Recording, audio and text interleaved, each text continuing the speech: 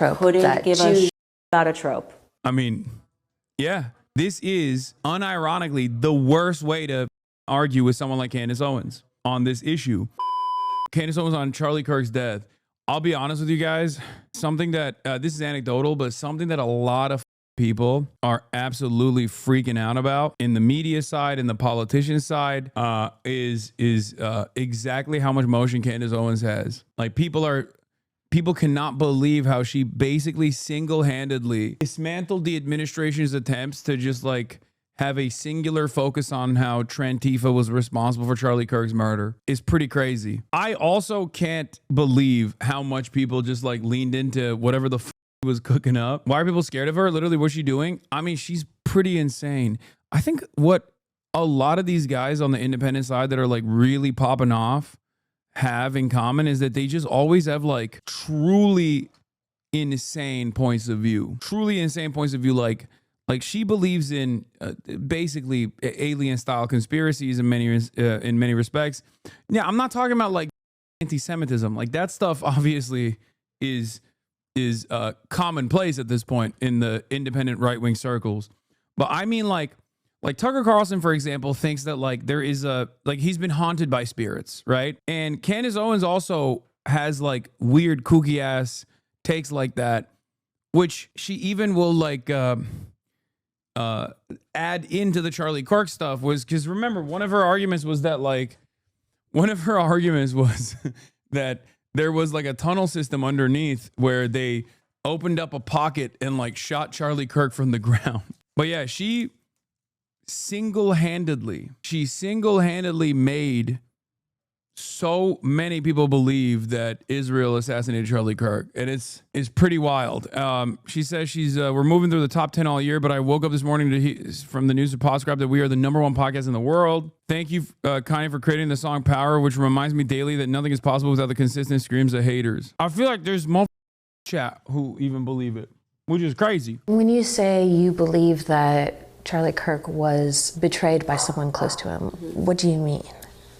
I think that in the coming weeks, there's going to be a lot of financial reports that are coming out. And I, first and foremost, do not believe that Tyler Robinson killed Charlie Kirk. I want to be very clear on that. Whether he was involved, I think the answer is yes. I think that's obvious. And your basis for saying he didn't act alone is what? I wonder if I was named #1 anti-Semite of the year as opposed to Candace Owens, if I would become the #1 podcast. No, maybe the weird Fed messages No, you would not. You are left wing. Okay, guys, what if I went right wing? Okay, how about that? Were concocted out of thin air that had no timestamp and were written like they were speaking in 1822, among other things. Their lack of an ability to answer any basic questions about what took place. But do you have any proof that the messages were made up? Because that would be easily proven. Yeah, but they didn't put timestamps on them, and Discord came out and said wait, what? No, that's not. No, I initially was suspicious on the messages too, but low-key, that is kind of how Tyler Robinson does speak. And I don't know if it was like a Mormon thing. Having said that, there were no timestamps because you didn't see the OG messages. You saw the media cover the messages. Candace Owens has positioned herself as sort of a citizen investigator of Charlie Kirk's murder, yet she's completely flummoxed by a basic fact of the case here. It didn't exist. This was supposedly text messages, not Discord messages. It's my understanding from the indictment. Yeah, it's true. It's text messages, not Discord messages. I actually did not read that they were text messages. The indictment calls them text messages. What would it be like the feds are like on a computer, like typing it out back and forth? That's exactly what it is. The feds made up the text messages. But you don't have anyone from like the FBI telling you that, or law enforcement? Leaks. Okay. No. Has anyone leaked to you? And Tyler Robinson But has anyone said to you, even off the record, like, yeah, we faked these? I have very strong sources everywhere on both sides. Well, I look forward to seeing the evidence of that. Sure. Because when we keep talking about evidence, it's like, who's going to present that evidence? Like the mainstream media? Like who? It does suck that this investigation and immediate response from Netanyahu are both weird as... Yes. I'll tell you what. Israel didn't do itself any favors with that. That was pretty crazy. It was pretty alarming that Benjamin Netanyahu, the least likable, most demon-like man, thought that he could just go on camera and be like, I did not kill Charlie Kirk. Not once, but twice. It was weird as probably would have been better if he didn't say nothing. But he thought, this will do all right. This will be good. This will quiet down the rumors, he thought. It did not. It made it worse. I never was on the, Israel killed Charlie Kirk camp, but goddamn, dude. Goddamn. He made it hard. He made it hard for me. And I say this as someone who's like, he said rip literally right as it happened. That was also crazy. Motherfucker was so tuned in. He said, rest in peace, Charlie Kirk. It was like him and Donald Trump saying it at the same time. What are we doing? You're on a whole ass different time zone on the other side of the planet. I get it, brother. You got 25K people watching you. We're all concerned that this could happen again to people we care about. No, I think like, first of all, do I think that Israel is above doing a high profile assassination on U.S. soil? No. Okay. 100%. Of course they would do it. Okay. Maybe they have. There is no, the whole idea revolves around Charlie Kirk actually Charlie Kirk was about to turn on Israel publicly. That is bullshit. That's just straight up bullshit. I don't believe that. Erica Kirk moved more sus than Bibi. Erica was moving sus too. True. But yeah, this all hinges on Charlie Kirk being woke on Israel and his. Or even more bullshit than that, this all hinges on Charlie Kirk publicly disavowing Trump and Trump's position on Israel. That was never happening. Okay? That was just never happening. He met Erica Kirk in Israel. He met Erica Kirk on his way to Israel. I'm too close to it as well, as far as I was literally about to debate him on the issue of Israel. So 2 weeks prior to his assassination. So I know what his opinions on Israel are. I was, following it closely. There was 0% chance he was turning on Israel. That was not happening. Who are you expecting to come out? That would be a hot story. No, it wouldn't be. It would be. It wouldn't be. If the FBI, if I had a source telling me, if I had proof that the FBI faked those messages, that would be an enormous story. Yeah. Yeah, but what about the text where he said he had no choice but to leave the pro-Israel position? No, he didn't say that. He said that he was annoyed with a lot of the conservative Jewish donors on Turning Point USA because they were constantly yelling at him and calling him a anti-Semite, even though he had been a diehard supporter of Israel his whole career, only because he was desperately trying to merge Tucker Carlson and his contingency back into the MAGA movement when they were falling out of favor with Israel, and that he was trying to keep a big tent going. He was trying to figure out the best possible way of trying to get Israel skeptic or anti-Semitic people and anti-Israel people back into the MAGA movement, right? And he was constantly being hounded by the Groypers, non-stop. But the idea that he was actually going to turn on Israel is silly because he was never going to turn on Trump. And the example I used is Jeffrey Epstein. He had been a big Jeffrey Epstein booster, talked about it quite a bit, right? Someone should ban you from existence as chicken tender enjoyer. Wait, why? Kind of feel like we live in a post-Epstein world and we know how stories get shut down. And is there more? They is a word. So I don't need to always say they. Is there more? I need to see more of this interview. I've heard, I wish Charlie survived just so we could watch you two agree for an hour. It would have been so wholesome and healing. Yeah. Oh, on Israel. Yeah. He was going to be a committed anti-Zionist. And actually shit on Trump too. He's going to be like, yeah, Donald Trump is this full 25-minute interview on CNN. I don't have it. It's just a weird, it's this is one of these psychology tactics where you're like, who is they? Who is they? And it's because it sounds like you're saying Jews. Does the word they mean Jews? When you're talking about Jews, yes. But if I'm not talking about Jews, then they doesn't mean Jews. When I say they want us to believe this or they want us to believe that and you hear Jews, that's your own derangement, right? If I want to say something about Jews, I'll say it. If I want to say something about Israel, I will say it. If I want to, just like when I want to say something about black people, I'll say it. When I was saying during BLM, they want us to believe, nobody said, do you mean Jews? And so again, it's one of these trash tactics to make people fearful to speak. If I want to say Jews, I will say Jews. I don't fear saying Jews. When I say Zionists run the media. Wait, what do you mean? When you say BLM and they, yeah, you mean BLM supporters, but yeah, if you're talking about Jews and you say they, yeah, you mean the they means Jews. Like what? Yeah, when she says like, oh, they want us to believe BLM is popping or whatever. She might mean black people, or she might mean the Democrats. But yeah, you could totally say they when you're talking about Jews. It's just entirely dependent on what she was saying. Yeah, I mean, but the difference is like she is genuinely anti-Israel as well as being genuinely anti-Semitic. So the lines do get blurred. That's true. The lines do get blurred. So I think one of the worst things you can do if you are actually invested in identifying someone's anti-Semitic tendencies is to bring the conversation back to Israel. Because you are always, a lot of people in the media don't understand this. But if you actually refer to Zionists or to Israel, and then you yourself actually slam Jews in there, you're actually doing a disservice, because it goes back to the same conflation that I was talking about earlier. And this is a big part of the problem with the media, where like I think she uses Zog, right? Zionist occupied government, which is anti-Semitic. It's like David Duke, right? David Duke said that.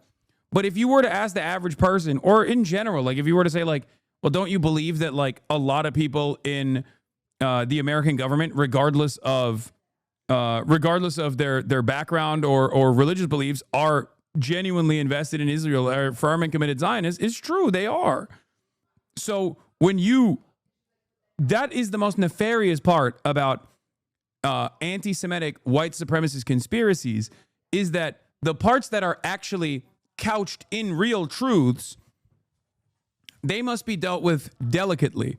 The reason why I say that is because if you don't handle that delicately, like you're going to lose the argument. You're going to actually make other people also lean in to the anti-Semitic conspiracy. You're going to verify the anti-Semitic conspiracy. In a way, it's not dissimilar to like when Zoran says the boots on your neck of the NYPD were laced by the IDF. When he's talking about that, he's talking about the fact that the IDF has trained the NYPD, that the NYPD has a liaison office in Kfar Saba. And when people turn around and say, oh, that's anti-Semitic, why do you say that? That doesn't make people go, oh shit, that's anti-Semitic. Let me not say that. That makes people go, why the are you saying that's anti-Semitic? It's the truth. It makes people actually, it has the reverse effect. And that's what the problem is with a lot of the media, where they cannot contend with a world where most people don't f Israel, and they're still operating with the old guard methods. Like they're operating with the old guard mentality, where it's like, oh, you say something is anti-Semitic, everybody shuts up. You say, if someone is being critical of anti-Semitism, or someone is being critical of Israel and you say it's anti-Semitism, they shut up, okay? But now, because nobody with Israel anymore, and Israel's approval rating is in the gutter and only getting worse, when you say something is anti-Semitic, and it's like something that people can observe, it's like observable reality, it makes people go, okay, then I guess anti-Semitism is it, or okay, I guess I am anti-Semitic. What about all the other instances of real historic anti-Semitism? And it causes them to start falling for reactionary, fascist, anti-Semitic ideology, going full yay. Yeah, that's how people turn full yay. Zionists run the media. People that support the political ideology of Israel run the media. Any other things that I can help clarify? But are you familiar with this like very long-standing trope? Couldn't give a shit about a trope. I mean, yeah. This is unironically the worst way to argue with someone like Candace Owens on this issue. You have to identify moments where she has straight up sincerely been anti-Semitic, okay? And just ask her about those things. Is she talking about the Talmud? Is she talking about like Jews as a monolithic force? These are the moments that you're supposed to identify. If you want to actually tackle anti-Semitism, you have to tackle the anti-Semitism. The moment that you start talking about Israel is a moment where you've lost that argument, because Israel is the way that anti-Semites couch their anti-Semitic theories, with reality. You know how we say like the greatest way to create a conspiracy is to center it around a kernel of truth? The anti-Israel sentiment is the kernel of truth that actually all of the anti-Semitic arguments are packaged around. A lot of these guys don't realize that, and because they think like, oh, you just say something is anti-Semitic and everyone's gonna like, oh yeah, I'm so sorry for saying this. You're right. It doesn't work that way anymore. It never should have worked that way because, you know, shitting on Israel is absolutely appropriate. It's been an apartheid state for 80 goddamn years. And an apartheid state that actually was allowed to exist because America gave it unlimited support and political cover and unlimited weapons and allowed it to do whatever the wanted to do. But that's the problem. I believe a lot of the fascistic takeover tactics that Trump and Stephen Miller were planning got completely side-railed by the overwhelming consensus from both the left and the right of general disdain and hate for Israel, in large part due to the genocide they're still committing, but also in part just out and about anti-Semitism. The Trump regime doesn't really know where they go from here. This is just my opinion. Curious on your take? No, absolutely. It's a major fissure, as I said. That, Jeffrey Epstein, which ironically also ties back to Israel in a meaningful way, all of these things actually became major hurdles for the Trump base to consolidate support at a time when they desperately need it. Meanwhile, they're also hemorrhaging the independents that voted for them. There's a lot of buyer's remorse because they've ruined the economy even further instead of actually fixing it. So yeah, a lot of people hate it. I really try not to curse, but I just felt like we needed to kill it real quick. You know what I mean? Just get her to move on from it because I really don't care. I'm so tired of these words. I'm tired. I'm exhausted. Are you exhausted? And also this argumentation, this line of argumentation, especially for someone on the right, is so successful. I don't give a shit about you calling me a bigot. That is at the root of right-wing sentiment. Right? Like that is at the heart. That's the entire movement. Like there are people who voted for Donald Trump because they wanted slurs. You know what I mean? Like what makes you think Jews were always going to be in this special status? Like it's so stupid. Of course they were going to eventually be like, yeah, and the Jews are actually responsible for all of the other gay and woke shit that we have to deal with. Especially because that's like historically at the heart of all fascist and reactionary conspiracy theories. It's very stupid, and I don't think anyone in the media is like aware of what normal people think. They're just so far removed. They're all highly educated people. They all agree with one another. There are some, for sure, there are some, especially in the lower ranks, like, you know, journalists, people that are constantly by design having to talk to people of different backgrounds and whatnot. Like they're aware of it. There are people who definitely also are against Israel as well, but they're quiet. They have to be quiet because otherwise you don't really get promoted. And that structure definitely exists. So people that are careerists will either already organically believe these sorts of things, or like organically believe, you know, Israel's awesome and great and whatever, or they just slowly but surely lean into it so that they are so they can maintain their career ambitions. Tired, collectively we're tired. I had to shut it down because I suddenly realized I was homeschooling my toddlers, and I told her as the interview goes on, I was like, look, I have toddlers at home. I can't teach you, you know, basic sentence. I'm teaching my toddlers how to read, and here I am. I'm teaching her how to understand they in a sentence. That's a place. What are we doing? How old is this person? And she said she's the same age as me. And I'm going, you missed first grade? We're in a business where people comment on. Anyway, Hasana, she ever reached out for a collab? Candace Owens, she blocked me many years ago. I've been anti Candace Owens for many, many years.